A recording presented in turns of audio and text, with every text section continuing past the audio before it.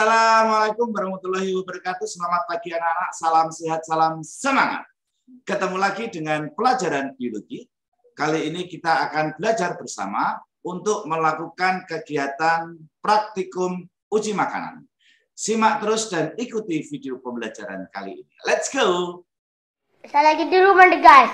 Jangan lupa like, comment, and subscribe.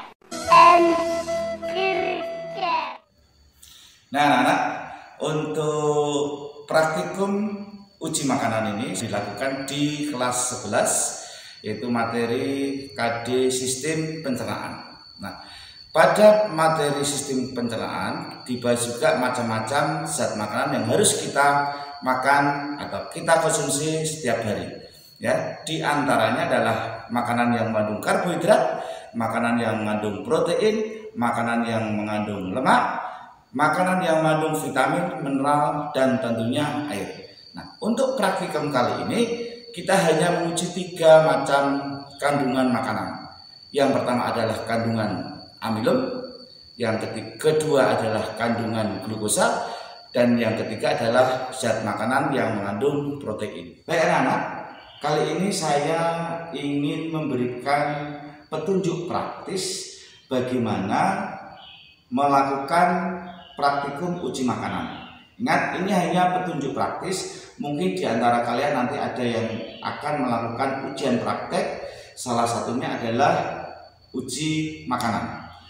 Nah, petunjuk praktis ini saya hanya nanti akan tunjukkan bagaimana menguji makanan yang mengandung glukosa, kemudian bagaimana menguji makanan yang mengandung amilum, dan bagaimana menguji makanan yang mengandung protein. Ingat, ini hanya petunjuk praktis sebagai indikator nanti jika kalian melakukan uji makanan kandungan amilum, glukosa, dan protein. Untuk alat dan bahan yang kita gunakan, yang pertama adalah alat-alatnya, ya. Yang pertama adalah tabung reaksi beserta raknya. Yang kedua, pembakar spiritus. Yang ketiga, penjepit tabung reaksi. Kemudian yang keempat adalah korek api. Kemudian pipet tetes, dan tentunya untuk gelas ukur. Yang kedua, untuk bahan-bahannya tentunya zat makanan yang akan kita uji. Yang pertama di sini adalah saya menggunakan ekstrak nasi. Kemudian yang berikutnya adalah larutan gula, dan yang ketiga adalah putih telur, ekstrak putih telur. Kemudian untuk regen yang digunakan untuk menguji kandungan makanan, yang pertama adalah Lugol, yang kedua adalah Benedict, dan yang ketiga larutan biuret. Untuk larutan biuret kita bisa menggantinya dengan 2 macam larutan. Yang pertama adalah larutan NaOH 5%, dan yang kedua larutan CuSO4 10%.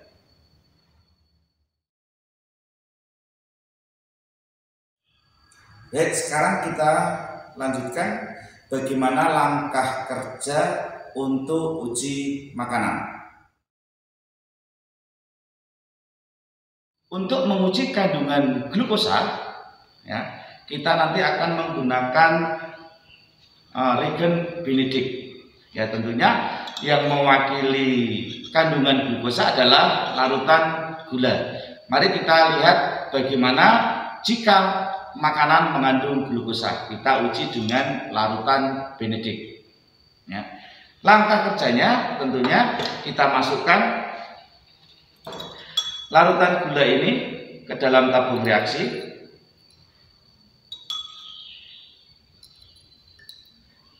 Ya, kira-kira setinggi 1 cm aja. Untuk menguji glukosa, kita membutuhkan alat pemanas, yaitu pembakar spiritus. Kemudian yang kedua adalah penjepit tabung reaksi, dan yang ketiga korek api. Kenapa menggunakan ini? Karena nanti ada proses pemanasan untuk uji glukosa. Baik. Berikutnya setelah kita masukkan zat makanan ke dalam tabung reaksi, kita teteskan regen Benedict. Ya, ingat ini adalah untuk uji glukosa. Nah, kita masukkan regen Benedict sebanyak 10 tetes. 10 tetes. 1 2 3 4 5 6 7 8 9 10. Ya, kita goyang dulu supaya homogen. Dan langkah selanjutnya adalah melakukan pemanasan pada zat makanan yang sudah ditetesi dengan regen Benedict. Kita panaskan. Jangan lupa menggunakan alat penjepit tabung reaksi untuk memanaskan tabung reaksi. Ya, kita panaskan. Perhatikan nanti perubahan warna yang terjadi.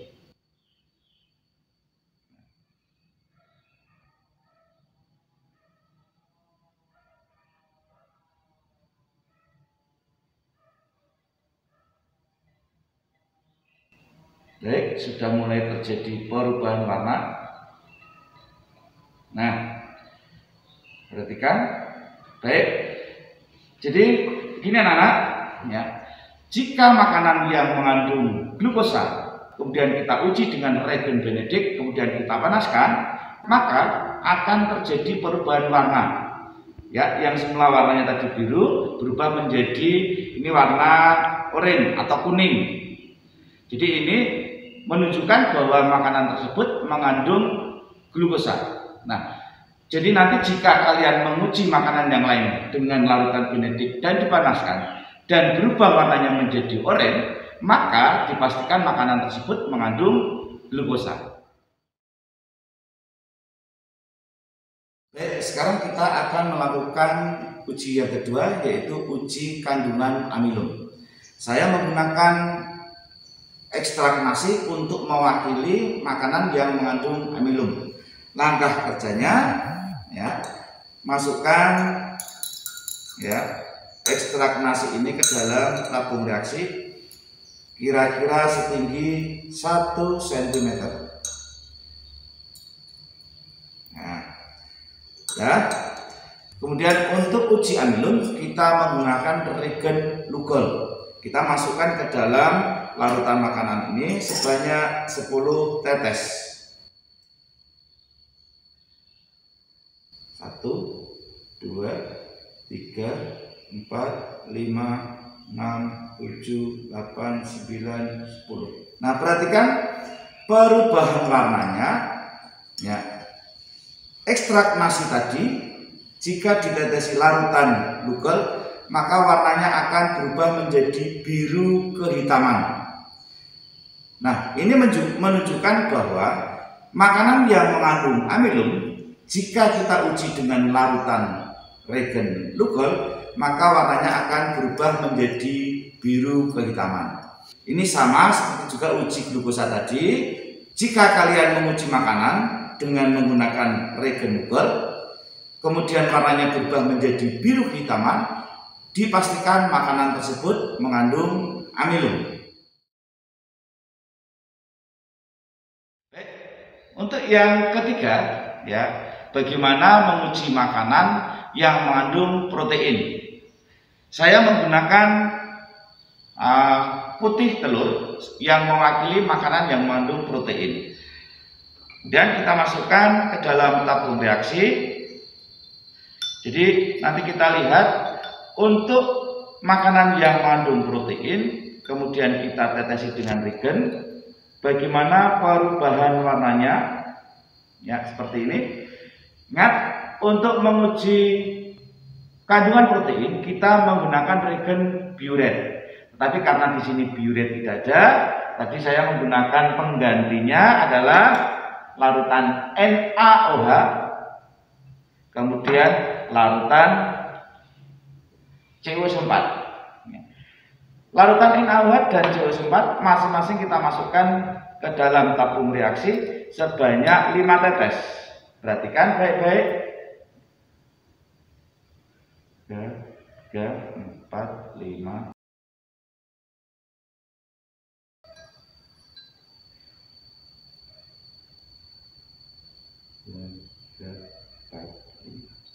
Ya, sudah kita masukkan, kemudian kita goyangkan. Nah, perhatikan apa yang terjadi, perubahan warnanya menjadi berwarna ungu. Jadi makanan yang mengandung protein, jika kita uji dengan reagen biuret, penggantinya adalah CuO4 dan NaOH, maka dia berubah menjadi warna ungu. Ya.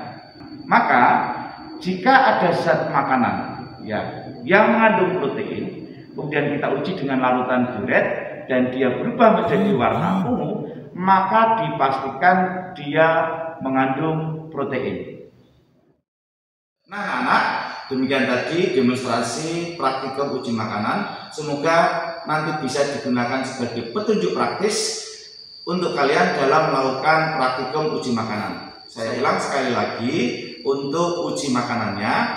Untuk yang pertama adalah uji kandungan glukosa.